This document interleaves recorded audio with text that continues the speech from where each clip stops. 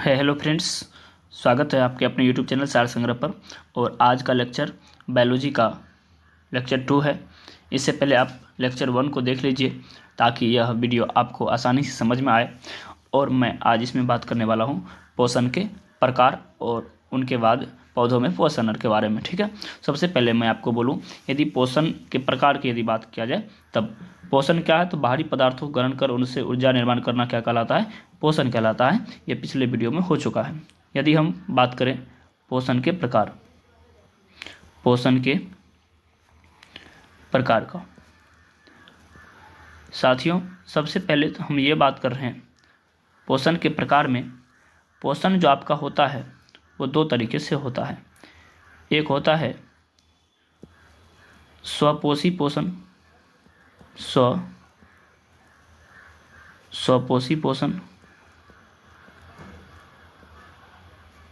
और दूसरा होता है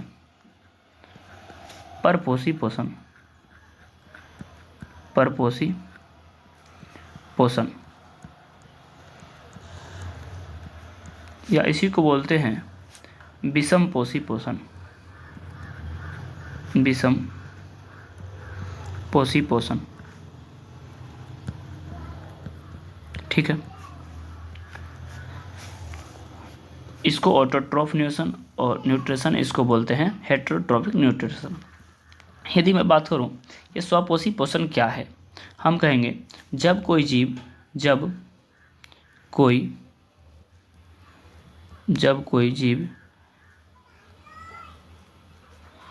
स्वयं भोजन निर्माण कर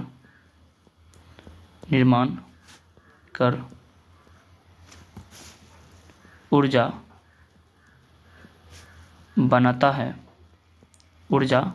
बनाता है।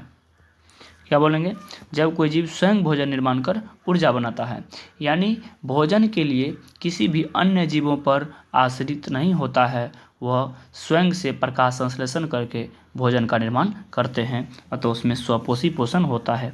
जैसे मैं बात करूं स्वपोषी पोषण के उदाहरण किस जीव में होता है, तो हम कहेंगे पेड़ पौधा। इसमें पेड़ पौधा में क्या होता है, स्वपोषी पोषण होता है। साथियों पेड़ पौधा में स्वपोषी पोषण होता है, लेकिन यदि मैं बात करूं पेड़ पौधा किस प्रकार का जीव है, तो यह स्वपोषी जीव है। कैसा जीव है, स्वपोषी जीव है। स्वपोषी जीव कौन है, पेड़ पौधा है। इसमें पोषण की कौन सी विधि पाई जाती है, स्वपोषी पोषण, क्योंकि यह स्वयं प्रकाश संश्लेषण के माध्यम से ग्लूकोज का निर्माण करते हैं। मैं आगे इसके बारे में बात करूंगा। फिर यदि बात करें परपोषी पोषण क्या है, हम कहेंगे जब कोई जीव पोषण के लिए किसी अन्य जीवों पर निर्भर रहता है, पोषण के लिए किसी अन्य जीवों पर निर्भर रहता है। क्या कहेंगे, जब कोई जीव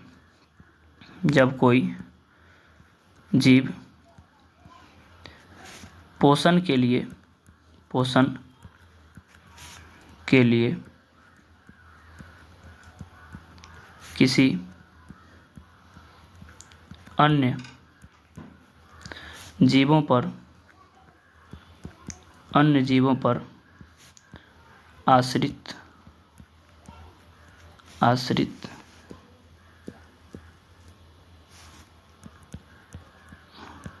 आश्रित रहते हैं।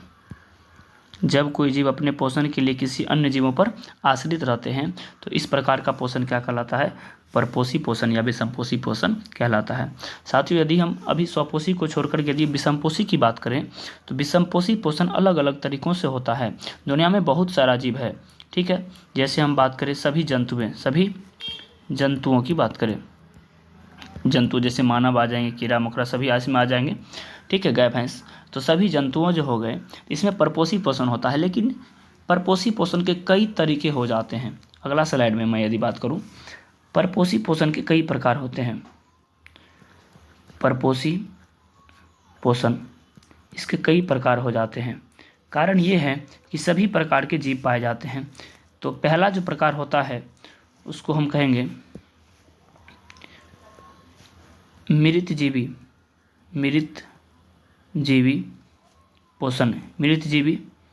पोषण। दूसरा यदि मैं बात करूं तो हम कहेंगे परजीवी पोषण। परजीवी पोषण। मैं यदि तीसरा बात करूं, प्राणिसम पोषण, प्राणिसम पोषण। तो ये पोषण के 3 प्रकार हो गए। कौन से पोषण के? परपोषी पोषण के। साथियों, यदि पहला बात करें मृतजीवी पोषण में, मृतजीवी पोषण, तो यह क्या है? कहेंगे पोषण की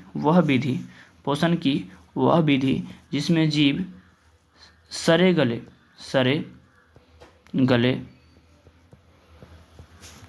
पदार्थों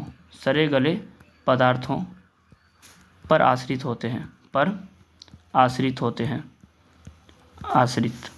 जीव सड़े गले पदार्थों पर आश्रित होते हैं। जैसे मैं बात करूं, कहीं पर यदि कोई जीव सड़ जाता है तो उससे जो अपना पोषण प्राप्त करते हैं, तो वह जो पोषण की विधि कहलाती है, वह क्या कहलाती है? मृतजीवी पोषण। और जिस जीव में यह पोषण होता है उस जीव को हम मृतजीवी कहते हैं। तो यह किस जीव में होता है? कई बैक्टीरिया होते हैं, प्रोटोजोआ होते हैं, ठीक है, ये सब कई प्रकार के अमीबा होते हैं। इसमें क्या होते हैं? मृतजीवी पोषण होते हैं। ठीक है साथियों, अगला मैं यदि बात करूं परजीवी पोषण का, किसका? परजीवी पोषण का यदि बात करूं, इसमें जीव क्या होते हैं? जीव किसी दूसरे जीव के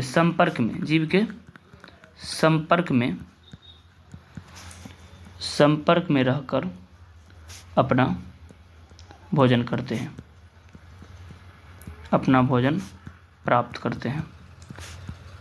संपर्क में रहने का मतलब है कोई जीव है, उसके पास में प्रत्यक्ष रूप से या अप्रत्यक्ष रूप से रह करके जो अपना भोजन प्राप्त करता है, कहने का अर्थ भोजन बनाता कोई दूसरा है और उसका उपयोग कोई दूसरा करता है।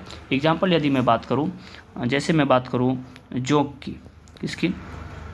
जोंक की, लीच की बात करूं, मच्छर की बात करूं, आपका बनाया हुआ भोजन मतलब आपके शरीर का आकर के चूस लेता है। ठीक है, तो ये सब चीज़ जो होता है, मच्छर, ये सब चीज़ क्या होता है?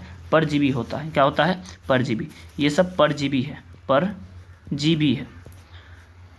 है, ठीक है। लेकिन इसमें पोषण कौन सा होता है? परजीवी पोषण होता है। लेकिन जीव कौन सी है? परजीवी है। इसी प्रकार से इससे पहले मृतजीवी पोषण जो होता था उस जीव को हम क्या बोलते थे? मृतजीवी बोलते थे। ठीक है, अब इसके बाद सबसे अधिक जो इम्पोर्टेंट है वो है प्राणिसम। तीसरा क्या है? प्राणिसम पोषण। प्राणिसम पोषण क्या है? देखिए साथियों, यहाँ पर प्राणी मतलब होता है जीव। प्राणी मतलब क्या होता है? जीव। और सम मतलब होता है बराबर, मतलब एक दूसरे पर हम आश्रित है, एक दूसरे पर जो आश्रित होता है। ठीक है, और जब कोई जीव क्या करते हैं? भोजन को क्या करते हैं? अपने शरीर में, अपने शरीर के अंदर इसमें जीव भोजन को अपने शरीर के अंदर ले जाकर पाचन करते हैं। अंदर में ले जाकर क्या करते हैं? पाचन करते हैं। तो यह इस प्रकार का जो पोषण होता है उसको हम क्या बोलते हैं? प्राणिसम पोषण बोलते हैं। यानी जीव क्या करते हैं? भोजन को ग्रहण कर उनको अपने शरीर में अंतर्ग्रहण कर उनसे ऊर्जा निर्माण करते हैं। एग्जाम्पल यदि मैं बात करूं तो इसके अंतर्गत कौन सब आ जाएंगे? मनुष्य, ठीक है, और अमीबा इसके अंतर्गत आता है। कारण ये है कि अमीबा ऐसे होते हैं जो अपने भोजन को अपने शरीर के अंदर ले जा कर के अंतर्ग्रहण करते हैं। और सभी बड़े बड़े जीव जंतु, गाय, भैंस, बकरी, ये सब चीज़ इसी के अंतर्गत आते हैं। किसमें? प्राणी संपोषण के अंतर्गत। ठीक है साथियों, इसी प्रकार से मैं यदि अब थोड़ा सा यदि पौधों में पोषण की बात करूं, लिख देता हूं, पौधों में पोषण। पौधों में पोषण की यदि मैं बात करूं तो पौधों को पोषण के लिए यानी भोजन के लिए एक प्रक्रम होती है जिसको हम बोलते हैं प्रकाश संश्लेषण। पौधा स्वपोषी है। स्वपोषी वही होता है जिसमें क्या होता है? प्रकाश संश्लेषण, और इसको बोलते हैं फोटोसिंथेसिस। फोटोसिंथेसिस। क्या होता है, हम कहेंगे पेड़ पौधों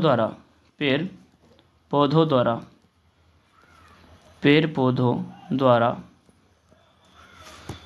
कार्बन डाइऑक्साइड, जल, क्लोरोफिल, इसको हम पर्णहरित भी बोलते हैं, क्लोरोफिल के मदद से सूर्य प्रकाश की उपस्थिति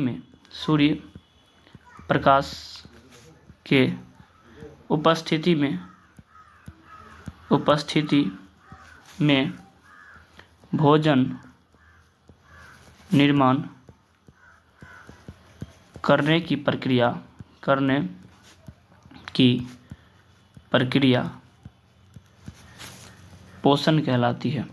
पोषण कहलाती है।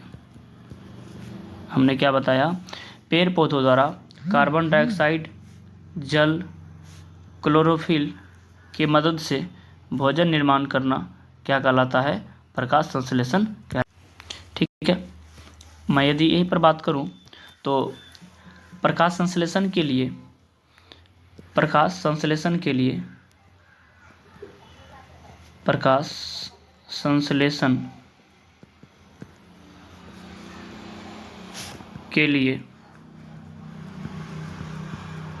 आवश्यक क्या सब है आवश्यक, तो पहला तो हो गया जल, किसी भी जीव के लिए जल अनिवार्य होता है। दूसरा यदि मैं बात करूं तो कार्बन डाइऑक्साइड, जल कहाँ से लेता है, जड़ द्वारा अवशोषित करता है, जाइलम उत्तक द्वारा, जाइलम टिश्यू। ठीक है, और यदि मैं बात करूं कार्बन डाइऑक्साइड, तो ये कहाँ से लेता है, वातावरण से। कहाँ से, वातावरण से कार्बन डाइऑक्साइड।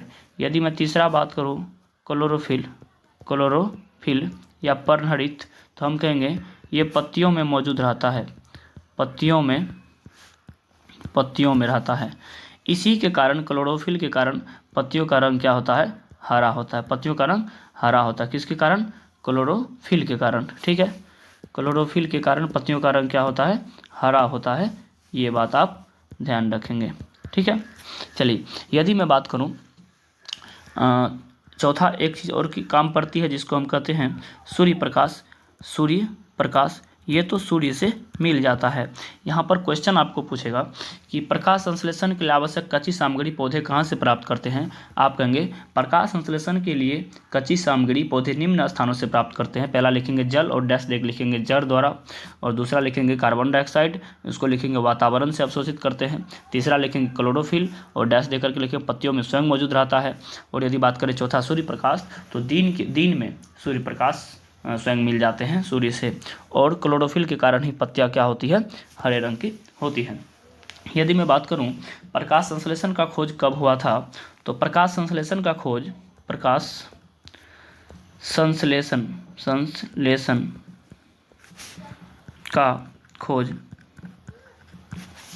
1898 ईस्वी में बर्न्स नामक वैज्ञानिक ने किया था। कौन किया था, बर्न्स नामक वैज्ञानिक ने किया था। इसी का नाम यही रखा था फोटोसिंथेसिस। ठीक है, यदि मैं इसके बाद आगे की बात करूं, कई ऐसे पौधे होते हैं। अच्छा, प्रकाश संश्लेषण के समय और घटना की बात कर लेते हैं। पहले प्रकाश संश्लेषण के दौरान घटनाएं। तो प्रकाश संश्लेषण के दौरान घटनाएं क्या सब होती है, तो पहला तो होती है सूर्य से विकिरण ऊर्जा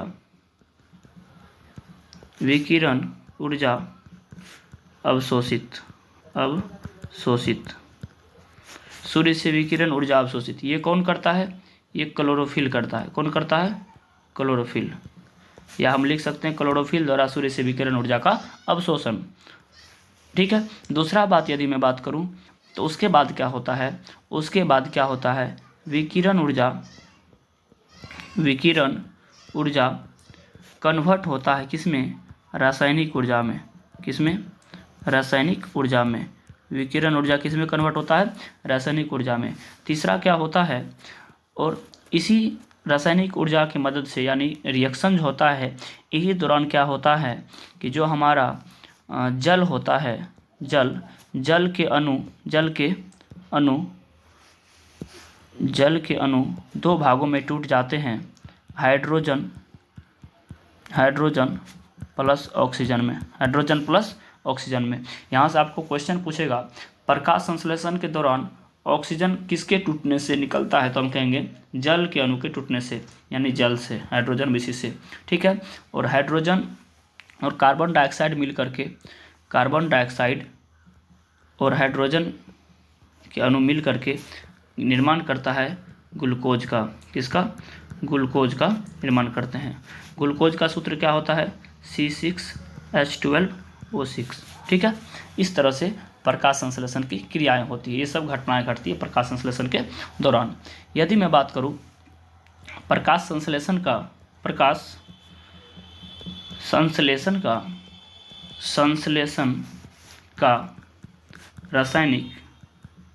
रासायनिक समीकरण, प्रकाश संश्लेषण का रासायनिक समीकरण तो साथियों आसान है, थोड़ा सा आप सीखने का कोशिश कीजिए। यहाँ पर तो पूछ देगा, कभी कभी पूछ देता है कि प्रकाश संश्लेषण क्या है, इसका रासायनिक समीकरण क्या होता है। मैं आपको बोलूँ प्रकाश संश्लेषण में क्या क्या चीज़ों का आवश्यकता हुआ था, तो आप कहेंगे जल का आवश्यकता हुआ था, पर्णहरित का आवश्यकता हुआ था। ठीक है। उसके बाद कहेंगे आप कार्बन डाइऑक्साइड का आवश्यकता हुआ था। उसके बाद आप कहेंगे सूर्य प्रकाश का हुआ था, सूर्य प्रकाश का। इतने चीज़ के बाद आपने बनाया क्या था? बनाने के बाद बोलेंगे ग्लूकोज तो बनता ही है ऊर्जा के लिए, थोड़ा सा ऑक्सीजन बनते देखे हैं और जल भी वाष्पीकृत होता है। ठीक है। इसी को अब मैं रासायनिक रूप में लिखता हूँ। जल, देखिए साथियों, जल का सूत्र होता है H2O प्लस। पर्णहरित का कोई सूत्र नहीं होता है। कार्बन डाइऑक्साइड का सूत्र होता है तो हम लिख दिए CO2। सूर्य प्रकाश का कोई सूत्र नहीं होता है तो हम यहाँ पर लिख देते हैं सूर्य प्रकाश, और यहाँ लिख देते हैं क्लोरोफिल यानी पर्णहरित। ठीक है। यानी इसका सूत्र नहीं होता तो ये तीर के ऊपर नीचे लिख दिए। आपको पता है जल लगा, कार्बन डाइऑक्साइड लगा, सूर्य प्रकाश लगा और क्लोरोफिल लगा, चार चीज़ों के मिश्रण से और सूर्य प्रकाश की उपस्थिति में आपने बनाया ग्लूकोज।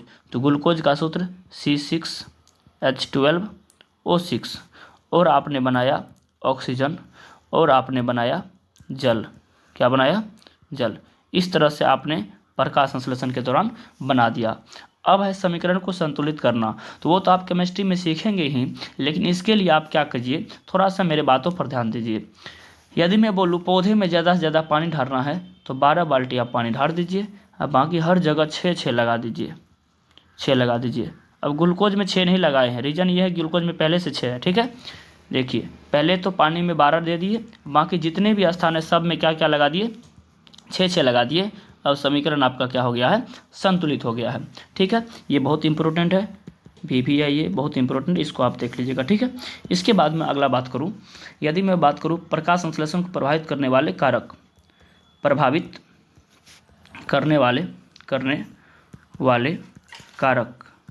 तो प्रकाश संश्लेषण को प्रभावित करने वाले 2 कारक हो जाते हैं। पहला होते हैं आंतरिक कारक, दूसरा होता है बाह्य कारक, आंतरिक कारक और बाह्य कारक।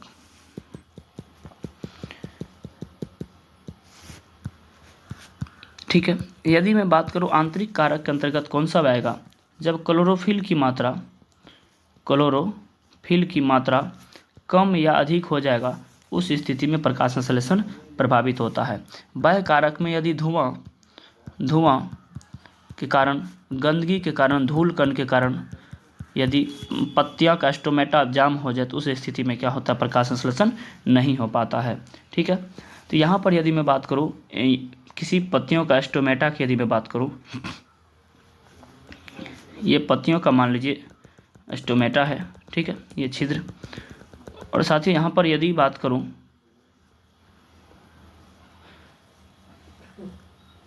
ये अभी यदि रंध्र, इसको बोलते हैं रंध्र, एस्टोमेटा, तो हम कहेंगे पत्तियों के सतह पर पाए जाने वाले छोटे छोटे छिद्र क्या कहलाते हैं? रंध्र कहलाते हैं। रंध्र कहलाते हैं। पत्तियों की सतह पर पाए जाने वाले छोटे छोटे छिद्र रंध्र कहलाते हैं। इसी की मदद से ऑक्सीजन बाहर निकलता है और कार्बन डाइऑक्साइड क्या होता है? अंदर इसकी, इसी की मदद से, स्टोमेटा की मदद से जाता है। ठीक है, ऑक्सीजन बाहर निकलता है और जल का भी वाष्पीकृत इसी की मदद से होता है। लेकिन एक ऐसी स्थिति जब इस पर धूल कण ज़्यादा पड़ जाए तो स्टोमेटा क्या हो जाते हैं? बंद, और जल का वाष्पीकरण भी बंद हो जाता है और ऑक्सीजन निकलना भी बंद हो जाता है। कार्बन डाइऑक्साइड अंदर नहीं पहुंच पाता है तो प्रकाश संश्लेषण प्रभावित हो जाता है, प्रकाश संश्लेषण नहीं हो पाता है। ठीक है, इस स्थिति में आप क्या करते हैं? तो पत्तियों के सतह से धूल कण को हटाने के लिए उस पर पानी डालते हैं। ठीक है, इस वीडियो को यहीं तक रहने देते हैं। इसके बाद मैं अगले स्लाइड में बात करूँगा प्रकाश संश्लेषण के बाद अमीबा में पोषण और मनुष्य में पोषण की। ठीक है साथियों, यहाँ तक के लिए धन्यवाद।